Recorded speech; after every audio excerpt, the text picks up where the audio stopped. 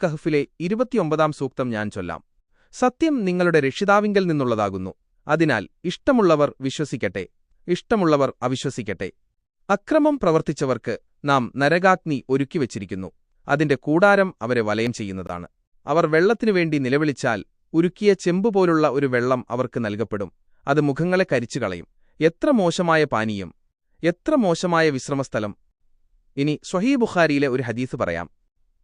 അല്ലാഹുവിന്റെ റസൂൽ പറഞ്ഞു, നിങ്ങൾ സത്യം മുറുകെ പിടിക്കുക, കാരണം സത്യം നന്മയിലേക്ക് നയിക്കുന്നു, നന്മ സ്വർഗ്ഗത്തിലേക്ക് നയിക്കുന്നു. ഒരു വ്യക്തി സത്യം പറഞ്ഞുകൊണ്ടേയിരിക്കുകയും സത്യം അന്വേഷിച്ചുകൊണ്ടേയിരിക്കുകയും ചെയ്താൽ അവൻ അല്ലാഹുവിന്റെ അടുക്കൽ സത്യസന്ധനായി രേഖപ്പെടുത്തപ്പെടും. നിങ്ങൾ കളവ് വെടിയുക, കാരണം കളവ് ദുർമാർഗത്തിലേക്ക് നയിക്കുന്നു, ദുർമാർഗം നരകത്തിലേക്ക് നയിക്കുന്നു. ഒരു വ്യക്തി കളവ് പറഞ്ഞുകൊണ്ടേയിരിക്കുകയും കളവ് അന്വേഷിച്ചുകൊണ്ടേയിരിക്കുകയും ചെയ്താൽ അവൻ അല്ലാഹുവിന്റെ അടുക്കൽ കള്ളനായി രേഖപ്പെടുത്തപ്പെടും. സ്വഹീഹ് ബുഖാരി ഹദീസ് നമ്പർ